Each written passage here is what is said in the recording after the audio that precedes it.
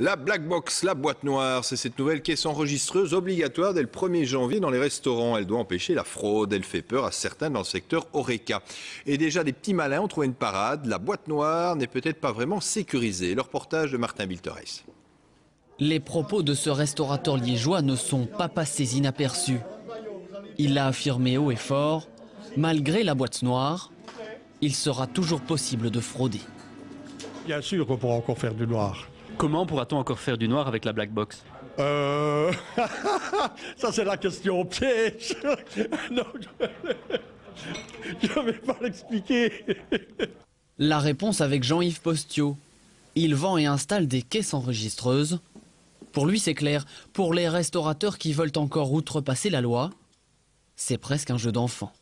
On pourrait imaginer avoir une caisse enregistreuse non reliée à la boîte noire qui soit à côté de la caisse principale et qui émettrait un ticket imitant le ticket boîte noire mais sans ce code généré par la boîte noire et qu'on donnerait au client et donc ça ne passerait pas par la caisse reliée à la boîte noire donc ça ne serait pas enregistré.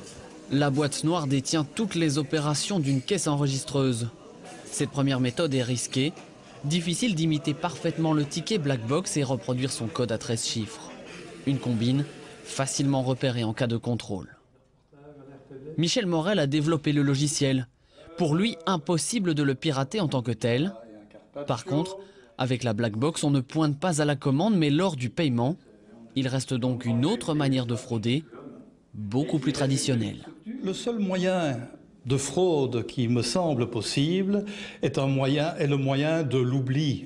On peut oublier d'enregistrer une opération. Pour moi, dans un usage tout à fait normal et même poussé, il me paraît totalement impossible d'aller modifier les enregistrements qui ont été effectués.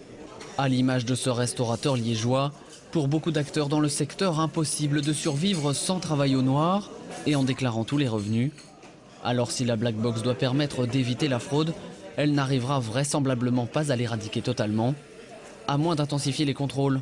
Les services de lutte contre la fraude fiscale et sociale sont en tout cas décidés à opérer un contrôle inopiné chez ce restaurateur en question.